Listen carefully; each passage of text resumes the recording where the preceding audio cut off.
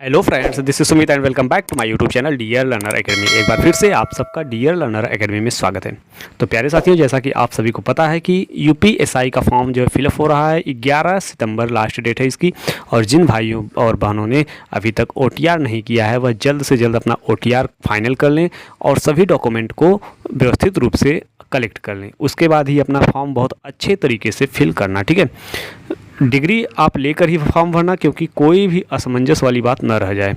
आप लोग बहुत ही अच्छे तरीके से अपने फॉर्म को फिल करना, और जो भी भाई बहन यूपीएसआई की तैयारी करना चाहते हैं, प्रैक्टिस करना चाहते हैं, वो हमारे चैनल से जुड़कर अपनी प्रैक्टिस को और भी शानदार बना सकते हैं। हमारे यहाँ एग्ज़ामपुर के विवेक सर ने जो संजीवनी सीरीज लॉन्च की है उसका आप देखिए सॉल्यूशन करवाया जा रहा है, ठीक है। यहाँ पर दिया गया है उत्तर प्रदेश पुलिस उप निरीक्षक यानी यूपीएसआई भर्ती 2025 previous year questions based subject wise topic wise questions आपको देखने को मिलेंगे, ठीक है। तो हमने इससे पहले भी बहुत सारे वीडियो आपको अपलोड किए थे। यदि आप चैनल पर नए हैं तो चैनल को सब्सक्राइब कर लीजिए ताकि वीडियो सबसे पहले आप तक पहुंच सके, ठीक है। जो भी वीडियो अपलोड की जाए वह सबसे पहले आप तक ही पहुंच जाए। इसके लिए आपको चैनल को सब्सक्राइब करना पड़ेगा, बेल आइकन को ऑन करना पड़ेगा और आगे बढ़ना पड़ेगा। वीडियो को पूरा देखा कीजिए। यदि वीडियो में कोई प्रॉब्लम रह जा रही है तो आप हमें कमेंट बॉक्स में पूछ सकते हैं। हमारी पूरी टीम आपका पूरा सपोर्ट करेगी आपके डाउट्स को दूर करने के लिए, ठीक है। तो चलिए स्टार्ट करते हैं आज का अपना सेशन। आज का जो हमारा टॉपिक होने वाला है वह स्थानीय शासन से संबंधित है, ठीक है। स्थानीय स्वशासन या स्थानीय शासन आप कह सकते हैं। ये 8वां चैप्टर है। इससे पहले हमने 7 चैप्टर को कवर कर लिया है। अभी आपके 4-5 चैप्टर और बचे हुए हैं। अब स्थानीय शासन से जितने भी क्वेश्चंस प्रीवियस ईयर में पूछे गए हैं उन सब का डिस्कस हम इस वीडियो में करेंगे, ठीक है। तो आप लोग अंत तक बने रहिएगा और वीडियो को बहुत ही अच्छे तरीके से रिविजन कर लिया कीजिए, ठीक है। तो चलिए स्टार्ट करते हैं आज का अपना सेशन। पहले प्रश्न की बात करें तो इसमें दिया गया क्या जिला योजना समिति की संरचना निम्न में से किसके द्वारा निर्धारित की जाती है, ठीक है। हमको बताना है कि जिला योजना समिति की संरचना किसके द्वारा निर्धारित की जाती है। तो ये निर्धारित की जाती है राज्य विधायिका के द्वारा, मतलब स्टेट लेजिस्लेचर के द्वारा, ठीक है। ऑप्शन सी इसका सही जवाब है, स्टेट लेजिस्लेचर। आगे बढ़ते हैं। अगले प्रश्न में दिया गया है किस संवैधानिक संशोधन अधिनियम में शहरी स्थानीय शासन से संबंधित प्रावधान किए गए थे, ठीक है। तो ये किया गया था 74वां संविधान संशोधन अधिनियम 1992 के द्वारा, ठीक। ऑप्शन ए इसका सही जवाब है, 74वां संविधान संशोधन अधिनियम 1992 के द्वारा किया गया था। आगे बढ़ते हैं। अगले प्रश्न में दिया गया है ग्राम पंचायत का सामान्य कार्यकाल क्या है। तो आपको बताना है कि ग्राम पंचायत का सामान्य कार्यकाल क्या है। ये सभी को पता होगा कि 5 वर्ष इसका कार्यकाल होता है, ठीक है। ऑप्शन बी इसका सही जवाब है। आगे बढ़ते हैं। अगले प्रश्न में दिया गया है भारत की संसद द्वारा पंचायत यानी अनुसूचित क्षेत्रों में विस्तार अधिनियम किस वर्ष में लागू किया गया था, ठीक। तो ये लागू किया गया था 1996। ऑप्शन सी इसका सही जवाब है। आगे बढ़ते हैं। अगले प्रश्न में दिया गया क्या 73वें संवैधानिक संशोधन द्वारा भारतीय संविधान में कौन सी अनुसूची जोड़ी गई थी, ठीक है। 73वें संविधान की बात कर रहा है तो ये इसमें कौन सी अनुसूची जोड़ी गई थी। तो आप कहेंगे कि 11वीं अनुसूची को जोड़ा गया था, ठीक है। अब 11वीं अनुसूची किससे संबंधित है ये आप हमें कमेंट बॉक्स में बताइएगा। चलिए आगे बढ़ते हैं। भारतीय संविधान की 12वीं अनुसूची में नगर पालिकाओं के कार्य के क्षेत्र में कितने कार्यात्मक मदों को रखा गया है, ठीक है। तो हमको बताना है कितने कार्यात्मक मदों को रखा गया है। तो आप कहेंगे क्या 18 इसका सही जवाब है, ठीक है। आगे बढ़ते हैं। अगले प्रश्न में दिया गया भारत का पहला नगर निगम कब स्थापित किया गया था, ठीक है। पहला नगर निगम कब स्थापित किया गया था। तो इसका जो सही जवाब होगा 1688 में, ठीक है। ऑप्शन ए इसका सही जवाब है। भारत का पहला नगर निगम कब स्थापित किया गया था 1688 ईस्वी इसका सही जवाब है। आगे बढ़ते हैं। अगले प्रश्न में दिया गया भारतीय संविधान के निम्नलिखित में से किस अनुच्छेद में ग्राम सभा से संबंधित प्रावधान किए गए हैं, ठीक है।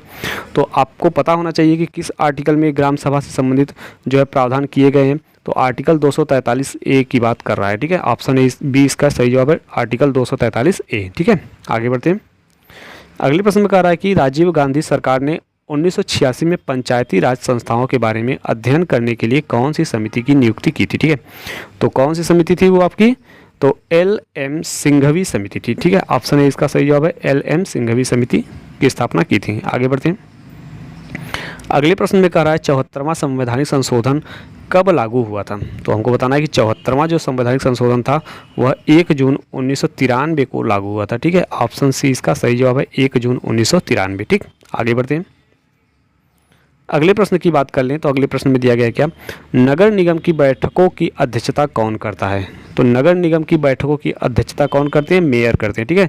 ऑप्शन बी इसका सही जवाब है, मेयर यानी महापौर। आगे बढ़ते हैं।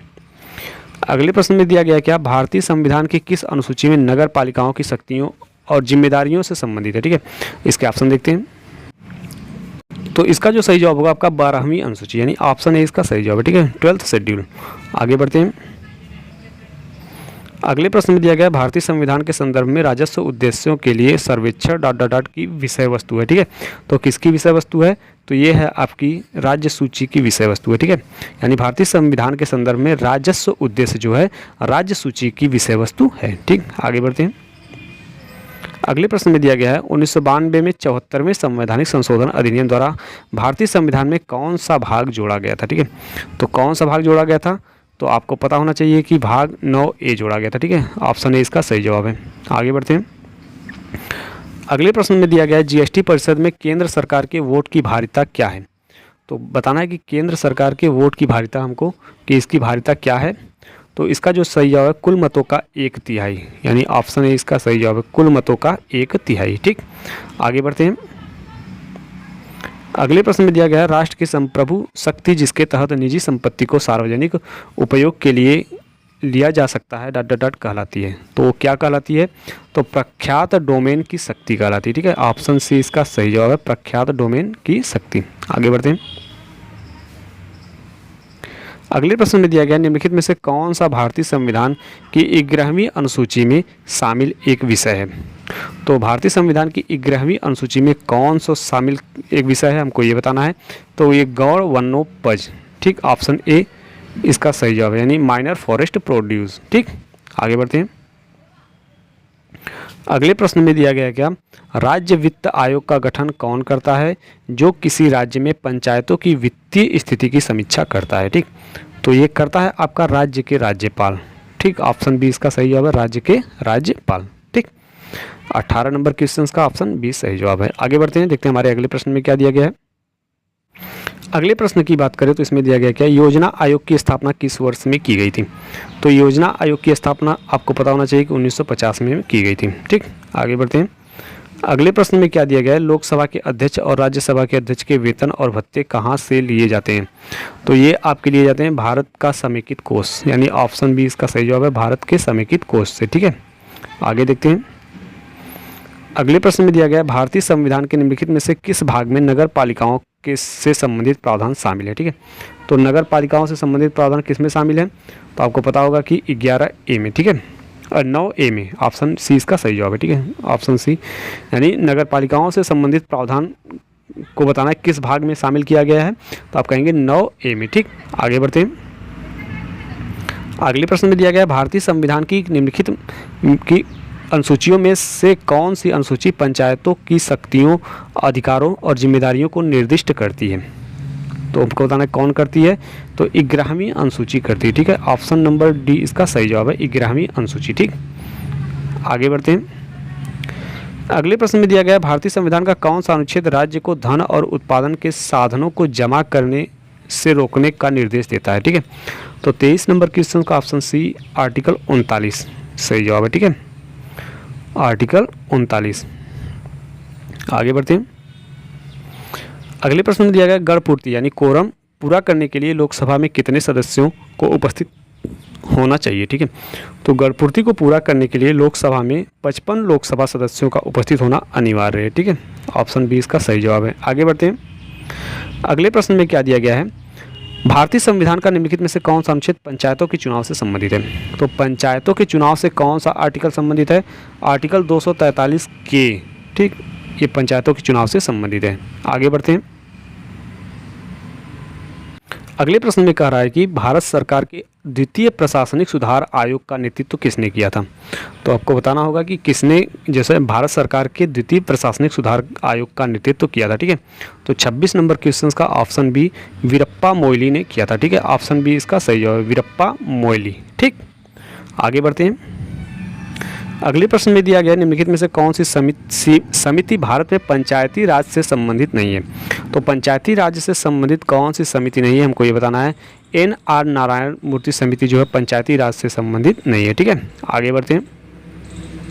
अगले प्रश्न में दिया गया भारतीय संविधान के अनुच्छेद 263 के तहत स्थानीय सरकार और शहरी विकास के लिए केंद्रीय परिषद का गठन किस वर्ष में किया गया था? ठीक है, तो हमको बताना है कि ये किस वर्ष में किया गया था? तो 1954 में किया गया था। ऑप्शन सी इसका सही जवाब है, 1954। आगे बढ़ते हैं। अगले प्रश्न में दिया गया भारतीय संविधान के किस अनुच्छेद के तहत भारत के राष्ट्रपति द्वारा वित्त आयोग का गठन किया गया जाता है। तो बताना है कि वित्त आयोग का गठन किसके अनुसार किया जाता है, तो आर्टिकल 280 के अनुसार। ठीक है, आगे बढ़ते हैं। अगले प्रश्न में दिया गया है भारत के संविधान का कौन सा अनुच्छेद वित्त आयोग के लिए अर्ध न्यायिक निकाय के रूप में प्रावधान करता है। तो हमको बताना है कौन करता है, तो आर्टिकल 280 करता है। ठीक है, आगे बढ़ते हैं। अगला प्रश्न क्या कह रहा है, पंचायतों द्वारा खातों के रखरखाव और ऐसे खातों की लेखा परीक्षा के संबंध में प्रावधान करने का अधिकार किसे है।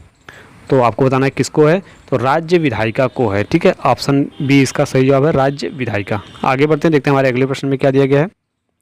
अगला प्रश्न कहता है एक शहर में सही सीमाओं के लिए भूमि का मापन द्वारा किया जाता है। मतलब कि बताना है आपको कि भूमि का मापन किसके द्वारा किया जाता है। तो इसका जो सही जवाब होगा आपका ऑप्शन नंबर सी, शहर या नगर सर्वेक्षण अधिकारियों के द्वारा भूमि का मापन किया जाता है। ठीक है, आगे बढ़ते हैं, देखते हैं हमारे अगले प्रश्न में क्या दिया गया है। अगला प्रश्न कहता है कि भारत में पंचायत चुनाव लड़ने के लिए न्यूनतम आयु क्या है। तो आपको बताना है कि पंचायत चुनाव लड़ने के लिए न्यूनतम आयु 21 वर्ष होनी चाहिए। ठीक है, ऑप्शन बी इसका सही जवाब है, 21 वर्ष। आगे बढ़ते हैं। अगले प्रश्न में दिया गया क्या, पंचायत में महिलाओं, अनुसूचित जातियों और अनुसूचित जनजातियों के लिए आरक्षित सीटों का प्रावधान कौन से संवैधानिक संशोधन अधिनियम द्वारा किया गया। तो 34 नंबर क्वेश्चन का ऑप्शन नंबर बी सही जवाब है, 73वां संवैधानिक संशोधन अधिनियम के द्वारा। ठीक है, आगे बढ़ते हैं। अगले प्रश्न में दिया गया है सरकार के संसदीय स्वरूप का दूसरा नाम निम्नलिखित में से कौन सा नहीं है। तो 35 नंबर क्वेश्चन का ऑप्शन नंबर है राजशाही शासन, ये इसका नाम नहीं है। ठीक है, आगे बढ़ते हैं। अगले प्रश्न में देखते हैं क्या दिया गया है, उस निकाय का नाम बताइए जिसमें गांव स्तर पर पंचायत के क्षेत्र में शामिल एक गांव की मतदाता सूची में पंजीकृत सभी व्यक्ति शामिल होते हैं। तो 36 नंबर क्वेश्चन का ऑप्शन नंबर बी ग्राम सभा कहलाता है। ठीक है, ऑप्शन बी इसका सही जवाब है, ग्राम सभा। आगे बढ़ते हैं। क्या कह रहा है, निम्नलिखित में से घरेलू हिंसा का कारण बनने की क्षमता है। ए कह रहा है नुकसान पहुंचाने के लिए किया गया कार्य, बी कह रहा है अकृत कार्य जिससे नुकसान पहुंचता है, और सी कहता है कि पक्षकार का आचरण जिसके परिणाम स्वरूप नुकसान पहुंचता है। अब चलिए ऑप्शन देख लेते हैं। ये तीनों ही बातें जो है कारण है, तो ए, बी और सी, ऑप्शन नंबर सी इसका सही जवाब होगा, ए, बी, सी तीनों ही बातें सही हैं। ठीक है, आगे बढ़ते हैं। अगला प्रश्न कहता है भारत का पहला नगर निगम कहाँ स्थापित किया गया था। तो नगर निगम की बात कर रहा है कि पहला नगर निगम कहाँ पर स्थापित किया गया था, तो ये आपका स्थापित किया गया था मद्रास में। ठीक है, ऑप्शन डी इसका सही जवाब है, मद्रास। आगे बढ़ते हैं। अगले प्रश्न में दिया गया 73वां संवैधानिक संशोधन कब लागू हुआ था। तो 73वां संवैधानिक संशोधन जो है लागू हुआ था 24 अप्रैल 1993 में। ठीक है, ऑप्शन बी इसका सही जवाब है, 24 अप्रैल 1993। आगे बढ़ते हैं। अगले प्रश्न में दिया गया क्या पंचायती राज व्यवस्था का उद्घाटन किसके द्वारा किया गया था। बताना है कि पंचायती राज व्यवस्था का उद्घाटन किसके द्वारा किया गया था, तो ये किया गया था पंडित जवाहरलाल नेहरू के द्वारा। ठीक है, आगे बढ़ते हैं।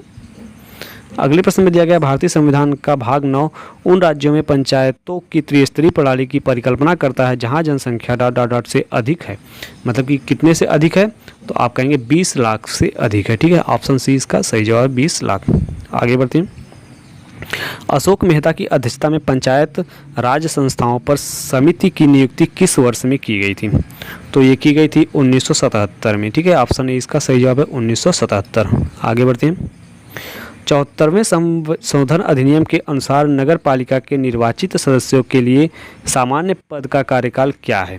ठीक, तो हमको बताना है कि सामान्य पद का कार्यकाल क्या है इसका। तो इसका जो सही जवाब होगा ऑप्शन नंबर डी, 5 वर्ष है। ठीक है, इसका जो कार्यकाल है 5 वर्ष का है। आगे बढ़ते हैं। अगले प्रश्न में दिया गया भारतीय संविधान का निम्नलिखित में से कौन सा अनुच्छेद पंचायतों के 29 कार्यात्मक मदों से संबंधित है। तो आपको बताना है कि कौन सा संबंधित है, तो आप कहेंगे कि 243 जी। ठीक, ऑप्शन बी इसका सही जवाब है। ठीक है, आगे बढ़ते हैं, देखते हैं हमारे अगले प्रश्न में क्या दिया गया है। अगले प्रश्न में दिया गया है 73वें संवैधानिक संशोधन के अनुसार पंचायतों के चुनाव से संबंधित सभी मामलों के संबंध में कानून बनाने का अधिकार किसके पास है। ऑप्शन देखते हैं। तो कानून बनाने के अधिकार की बात कर रहा है, तो ये है आपका केवल राज्य विधायिका के पास। ठीक है, ऑप्शन सी इसका सही जवाब है। आगे देखते हैं अगले प्रश्न में क्या दिया गया है। महानगरीय क्षेत्र के लिए योजना और समन्वय के संबंध में महानगर योजना समिति के कार्यों के संबंध में कानून द्वारा प्रावधान करने का अधिकार किसके पास है। तो 46 नंबर क्वेश्चन का भी ऑप्शन नंबर सी, राज्य विधानमंडल के पास है। ऑप्शन सी इसका सही जवाब है। ठीक है, आगे बढ़ते हैं। अगले प्रश्न में दिया गया क्या, भारतीय संविधान में ऐतिहासिक 73वें और 74वें संशोधन को अधिनियमित करने के दौरान भारत के प्रधानमंत्री कौन थे। हमको बताना है कि उस समय प्रधानमंत्री कौन थे, तो वो थे आपके पी.वी. नरसिम्हा राव। ठीक है, ऑप्शन नंबर बी इसका सही जवाब है। ठीक है, पी.वी. नरसिम्हा राव। आगे बढ़ते हैं। एल.एम. सिंघवी समिति किस प्रधानमंत्री के कार्यकाल के दौरान नियुक्त की गई थी। तो ये आपकी नियुक्त की गई थी राजीव गांधी के कार्यकाल में। ठीक है, ऑप्शन नंबर बी इसका सही जवाब है, राजीव गांधी। आगे बढ़ते हैं। अगले प्रश्न में दिया गया छावनी बोर्ड डॉट डॉट डॉट के प्रशासनिक नियंत्रण के तहत कार्य करते हैं। तो किसके तहत कार्य करते हैं, तो ये कार्य करते हैं केंद्रीय रक्षा मंत्रालय के तहत। ठीक है, ऑप्शन नंबर बी इसका सही जवाब है। ठीक, आगे बढ़ते हैं। अगले प्रश्न में दिया गया भारत में महानगर योजना समिति के गठन के लिए निम्नलिखित में से किस संवैधानिक संशोधन अधिनियम ने प्रावधान किया था। ठीक, तो आपको बताना है कि किस अधिनियम ने प्रावधान किया था। तो ये प्रावधान किया था आपका 74वां संशोधन। ठीक है, ऑप्शन नंबर डी इसका सही जवाब है। ठीक है, आगे बढ़ते हैं, देखते हैं हमारे अगले प्रश्न में क्या दिया गया है। अगला प्रश्न कहता है कि संविधान 73वां संविधान संशोधन अधिनियम 1992 में एक नया भाग 9 जोड़ा गया जिसमें निम्न शामिल हैं। उसमें क्या शामिल है, तो आपको बताना है कि कौन सा आर्टिकल शामिल है। ठीक है, तो इसमें शामिल है आर्टिकल 16। ठीक, 51 नंबर क्वेश्चन का ऑप्शन नंबर ए सही जवाब है। आगे बढ़ते हैं। अगले प्रश्न में दिया गया क्या, निम्नलिखित समितियों में से किसने अनुशंसा की थी कि पंचायती राज संस्थाओं को संवैधानिक रूप से स्वीकृत, संरक्षित और परिरक्षित किया जाना चाहिए। तो आपको बताना है किसने अनुशंसा की थी, तो आप कहेंगे एल.एम. सिंघवी समिति ने अनुशंसा की थी, यानी ऑप्शन नंबर बी इसका सही जवाब है। आगे बढ़ते हैं। अगले प्रश्न में कह रहा है कि निम्नलिखित में से किसके वेतन और भत्ते का भुगतान भारत की संचित निधि द्वारा किया जाता है। तो ये आपका लोकसभा के उपाध्यक्ष की बात कर रहा है। ठीक है, ऑप्शन नंबर डी इसका सही जवाब है। लोकसभा के उपाध्यक्ष के वेतन और भत्ते का भुगतान संचित निधि द्वारा किया जाता है। आगे बढ़ते हैं। अगले प्रश्न में क्या कह रहा है कि डॉट डॉट डॉट की संतुष्टि पर पुनर्वास और पुनर्स्थापना राशि के परिमाणन और जमा की अनुमति दी जा सकती है। ठीक है, तो किसकी संस्तुति पर, तो आप कहेंगे कि जिलाधीश के संस्तुति पर। ठीक है, ऑप्शन नंबर सी इसका सही जवाब है। आगे बढ़ते हैं। अगले प्रश्न में क्या कह रहा है, 74वें संविधान संशोधन अधिनियम 1992 द्वारा कितने विषय जोड़े गए थे। ठीक है, कितने विषय जोड़ने की बात कर रहा है, तो उस समय टोटल 18 विषय जोड़े गए थे। ठीक है, आगे बढ़ते हैं। अगले प्रश्न में कह रहा है निम्नलिखित में से कौन जिले में पंचायतों और नगर पालिकाओं द्वारा तैयार की गई योजना को समेकित करता है। तो ये आपका करता है कौन, जिला योजना समिति। ऑप्शन नंबर डी इसका सही जवाब है, जिला योजना समिति। ठीक है, आगे बढ़ते हैं। अगले प्रश्न में कह रहा है कि प्रशासनिक सुविधा के लिए उत्तर प्रदेश में कितने नगर पालिका बोर्ड हैं। ठीक है, ऑप्शन देखते हैं। तो इसका जो सही जवाब होगा आपका 226। ऑप्शन नंबर डी इसका सही जवाब है, 226 बोर्ड हैं। 73वां संवैधानिक संशोधन अधिनियम कब पारित किया गया था, हमको ये बताना है। तो ये पारित किया गया था 1992 में। ठीक है, आगे बढ़ते हैं। अगले प्रश्न में कह रहा है कि भारतीय संविधान की किस अनुसूची में पंचायतों की शक्तियों के बारे में कहा गया है। किस अनुसूची में कहा गया है, तो आप कहेंगे कि ये कहा गया है 11वीं अनुसूची में। ठीक है, ऑप्शन नंबर बी इसका सही जवाब है, 11वीं अनुसूची। आगे बढ़ते हैं। पंचायती राज प्रणाली में डॉट डॉट डॉट श्रेणी संरचना होती है। तो कितनी श्रेणी संरचना होती है, तो 3 श्रेणी संरचना होती है। ठीक है, त्रिस्तरीय पंचायती राज व्यवस्था। आगे बढ़ते हैं। अगले प्रश्न में कह रहा है पंचायती राज व्यवस्था को अपनाने वाला पहला भारतीय राज्य कौन है। तो आपको पता होना चाहिए कि पहला भारतीय राज्य था जो वो राजस्थान था। ठीक है, आगे बढ़ते हैं। अगले प्रश्न में दिया गया है क्या, इनमें से किस का सही ढंग से मिलान किया गया है। पी ग्राम पंचायत गांव स्तर, क्यू पंचायती समिति ब्लॉक, आर ब्लॉक स्तर और जिला परिषद जिला स्तर। यानी ग्राम पंचायत जो है गांव स्तर पर है, पंचायती समिति ब्लॉक स्तर पर है और जिला परिषद जो है जिला स्तर पर। तो यही इसका सही जवाब है। ठीक है, ऑप्शन नंबर ए ही इसका सही जवाब है। आगे बढ़ते हैं।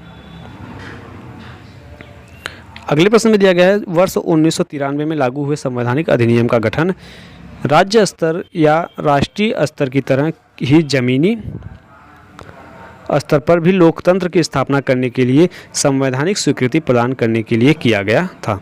तो 63 नंबर क्वेश्चन का ऑप्शन नंबर 3 73वां संवैधानिक संशोधन इसका सही जवाब होगा। ऑप्शन देखते हैं। तो यहाँ पर भी आपको दिया गया है क्या, 73वां संवैधानिक संशोधन। ठीक है, आगे बढ़ते हैं, देखते हैं हमारे अगले प्रश्न में क्या दिया गया है। अगला प्रश्न कहता है कि ग्राम पंचायतों के सदस्यों का कार्यकाल कितने साल का होता है। तो इसमें जो है ये आपको पता होना चाहिए कि कार्यकाल जो है 5 वर्ष का होता है, ठीक है। तो प्यारे साथियों, जैसा कि आप देख रहे हैं कि हम लोग कितनी मेहनत करके वीडियो बना रहे हैं, ठीक है। आप लोगों के लिए हम लोग लगभग लगातार प्रैक्टिस करते रहते हैं, वीडियो लाते रहते हैं। तो आप लोगों का भी फ़र्ज़ बनता है कि वीडियो को शेयर कर दिया कीजिए, लाइक कर दिया कीजिए और प्यारा सा कमेंट छोड़ दिया कीजिए, ताकि हमें भी उसे देखकर खुशी मिल सके। तो चलिए आगे बढ़ते हैं, बचे हुए क्वेश्चंस को देख लेते हैं। अगले क्वेश्चन में क्या कह रहा है कि स्वतंत्र भारत में स्थानीय सरकार को वर्ष डॉट में 73वें और 74वें संविधान संशोधन के माध्यम से पंचायत राज प्रणाली के तहत औपचारिक रूप दिया गया था, ठीक। तो कब दिया गया था, तो आप कहेंगे कि इसका जो सही जवाब होगा 1992 में, ठीक है। ऑप्शन नंबर सी इसका सही जवाब है, 1992। आगे बढ़ते हैं। अगले प्रश्न में क्या दिया गया है, पंचायती राज व्यवस्था की 3 स्तरीय संरचना है, इनमें से कौन सी 3 स्तरीय प्रणाली के निम्नतम स्तर पर है, ठीक है। जो तीनों संरचना है उसमें निम्नतम स्तर पर कौन है, तो ग्राम पंचायतें हैं, ठीक है। ऑप्शन नंबर ए इसका सही जवाब है। चलिए आगे बढ़ते हैं। 11,000 से अधिक और 25,000 से कम निवासियों के एक शहरी केंद्र को किसके रूप में वर्गीकृत किया जाता है, ठीक। तो ये किया जाता है आपका नगर पंचायत के रूप में, ठीक है। ऑप्शन नंबर सी इसका सही जवाब है, नगर पंचायत। आगे बढ़ते हैं। अगले प्रश्न में दिया गया क्या, एक गांव तब ग्रामदान घोषित होता है जब कम से कम प्रतिशत भूमि के प्रतिशत निवासियों के लिखित रूप में उनकी मंजूरी दर्शाई जाए, ठीक है। तो 51% गाँव के 75% निवासियों की, यानी ऑप्शन नंबर बी इसका सही जवाब है, ठीक है।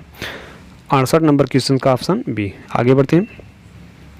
अगले प्रश्न में दिया गया है क्या, 1 लाख से ज़्यादा की जनसंख्या लेकिन 10 लाख से कम की जनसंख्या के शहर के का प्रशासन करने वाली शहरी स्थानीय निकाय कौन सी होती है, ठीक है। तो ये होती है आपकी नगर पालिका, ठीक है। ऑप्शन नंबर बी इसका सही जवाब है, नगर पालिका, ठीक है। तो आज हमने टोटल 69, आप कह सकते हैं कि यहाँ देखिए टोटल 69 क्वेश्चनों को अटेम्प्ट किया है, ठीक है। तो आपको वीडियो कैसी लगी आप हमें कमेंट बॉक्स में बताइएगा। और एक आप मान कर चलिए कि हम प्रैक्टिस बहुत ही जल्द ख़त्म कर देंगे आपका, और कुछ समय तो लग सकते हैं क्योंकि फ़िलहाल इस समय तबीयत नहीं सही थी, आप लोगों को पता होना चाहिए, वही फ़िलहाल नहीं सही थी इसलिए इतना विलम्ब हो गया, नहीं तो हम डेली वीडियो लाने वाले हैं, ठीक है। तो आप लोग बने रहिए और अपना प्यार ऐसे ही बनाए रखिए। चलिए फिर मिलते हैं अगले वीडियो में, तब तक के लिए धन्यवाद।